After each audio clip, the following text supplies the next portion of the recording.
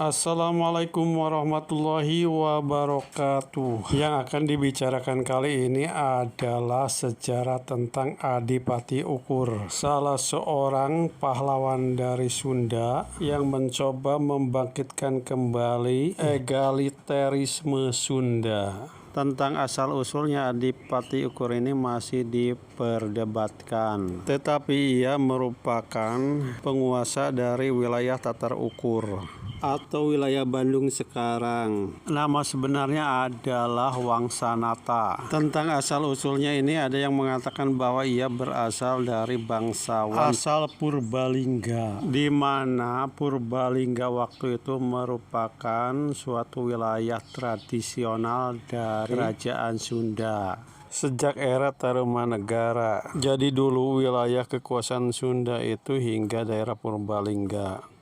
Jadi secara tradisional Pulau Jawa itu dulu dibagi dua, yaitu Sunda dan Jawa. Untuk sebutan kata Jawa sendiri kemungkinan awalnya merupakan sebutan orang Sunda terhadap di luar Sunda. Dan daerah Jawa kemungkinan dimulai dari Purworejo. Sedangkan Purbalingga ke barat merupakan wilayah Sunda atau waktu itu menjadi kekuasaan dari Galuh. Tentang minimnya data sejarah tentang Adipati Ukur ini menandai bahwa di masyarakat Sunda sekarang ini tradisi tulis menulis belum menjadi tradisi, sehingga data tentang sejarahnya sangat sulit didapat. Dan hingga kini pun seolah tradisi tulis menulis mulai dihilangkan dalam tradisi Sunda. Jadi belum ada pemikiran yang berkesinambungan dan malah terjebak pada asumsi pemahaman pribadi yang kadang tidak masuk akal, yang seolah tersundakan. Tentang mengapa Adipati Ukur ini cukup berpengaruh di Tatar Sunda, hal ini dimungkinkan karena ia merupakan salah seorang dari menantu Prabu Gesan Ulun, Raja Sumedang Larang yang menerima kekuasaan ex-Pajajaran setelah jatuhnya ibu kota Pakuan pada tahun 1579 Masehi. Hal ini bisa dilihat dari buku silsilah keturunan dari Pangeran Santri, di mana ditulis bahwa salah seorang anak dari Prabu Gesan Ulun dan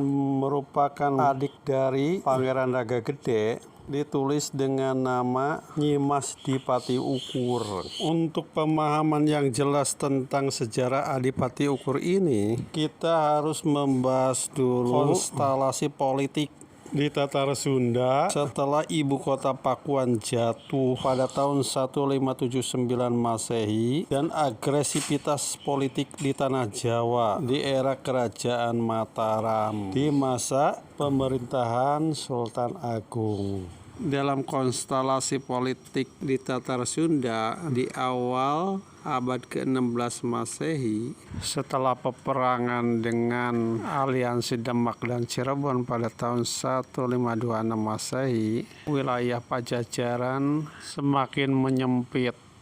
Meskipun peperangan itu sempat berhenti pada tahun 1533 karena kesepakatan damai untuk tidak saling menyerang antara Prabu Surawisesa dengan Syarif Hidayatullah, tetapi menjelang meninggalnya Syarif Hidayatullah pada tahun 1568, konflik antara Pakuan dengan Banten mulai terjadi lagi, dan puncaknya terjadi pada tahun 1579 dengan dikuasainya ibu kota Pakuan oleh Sultan Maulana Yusuf dari Banten. Gesekan antara Banten dengan Pakuan yang terus-menerus menjadikan para pejabat di Pakuan seolah mempunyai sikap yang antipati. Dan ketika ibu kota Pakuan jatuh, banyak dari pejabat kenegaraan dari Pajajaran itu yang mengungsi ke Sumedang, dan banyak yang mendapat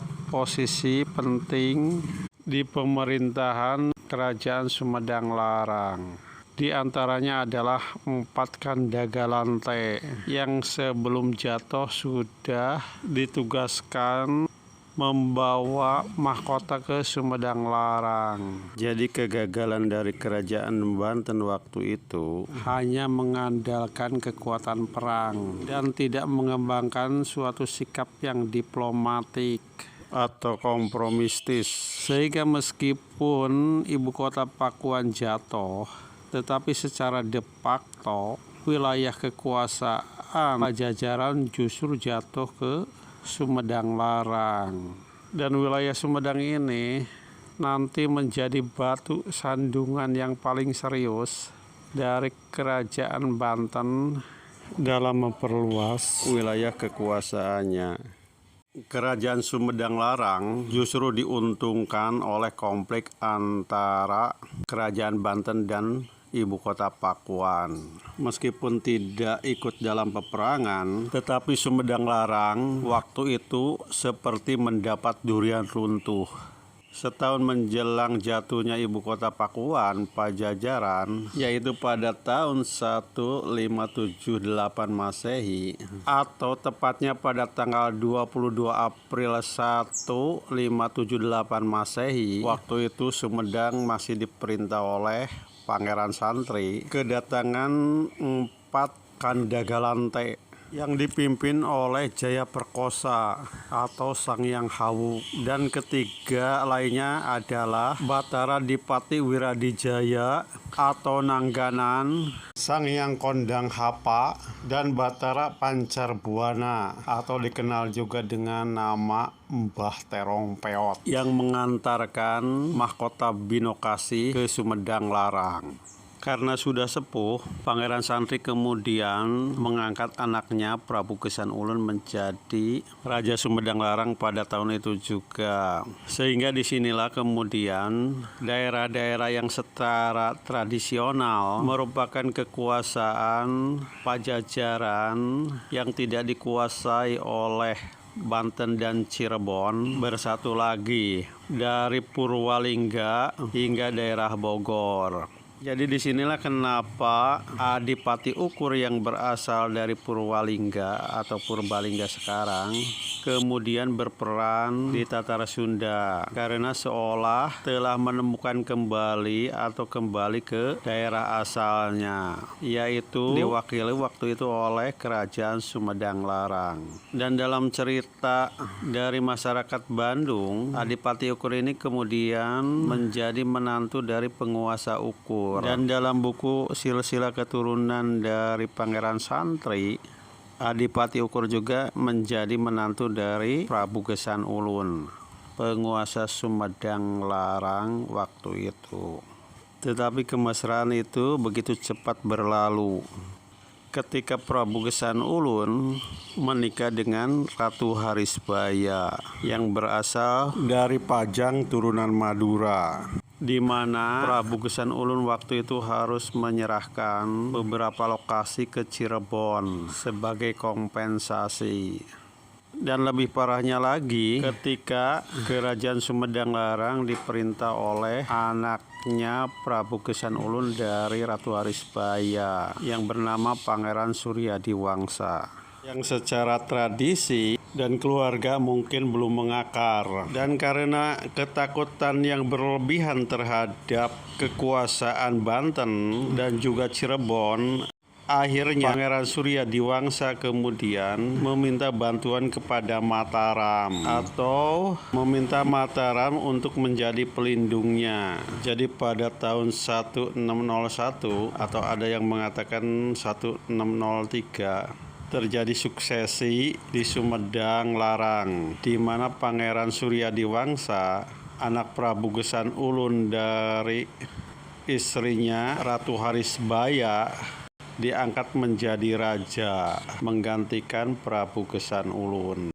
Kita ketahui bahwa Ratu Harisbaya itu adalah seorang putri dari Pajang, keturunan Madura, sehingga ada kedekatan antara keluarganya dengan para petinggi di Mataram. Karena Sutawijaya sendiri atau pendiri dari Mataram itu sendiri dibesarkan di Pajang. Keputusan yang salah dari Pangeran Suryadiwangsa untuk mendapat perlindungan dari Kerajaan Mataram malah menjadikan malapetaka yang bertubi-tubi bagi masyarakat Sumedang Larang, di mana ia sendiri harus rela dari raja menjadi pejabat setingkat bupati atau Bupati Wedana, yang dulunya bergelar Prabu hanya bergelar Rangga, yaitu Raga Gempol. Jadi kita ketahui bahwa Rangga dalam silsilah kemiliteran dalam tradisi Mataram itu adalah struktur yang paling rendah. Jadi dalam tatanan kemiliteran atau pemerintahan di Tanah Jawa, Rangga itu merupakan jabatan terendah yang kemudian disusul dengan nama Tumenggung, kemudian Adipati, dan yang terakhir adalah Arya. Dan akibat keputusan yang tragis dari Pangeran Suryadiwangsa ini, malah ia kemudian diutus dalam penaklukan Madura. Tunduknya Sumedang Larang ke Mataram tidak melalui peperangan bagi Mataram seolah sesuai dengan peribahasa yang sudah diungkapkan di awal, seolah mendapat durian runtuh, tidak berusaha malah datang sendiri. Dan hal ini sesuai dengan keinginan dari Mataram untuk menaklukkan Madura.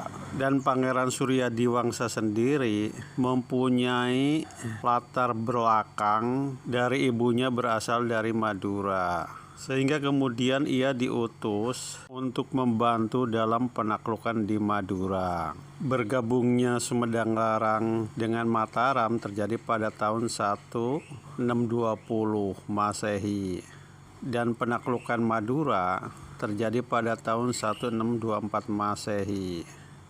Jadi kemungkinan setelah bergabungnya Sumedang Larang, kemudian penguasanya disuruh mempersiapkan tentaranya untuk menyerang Madura.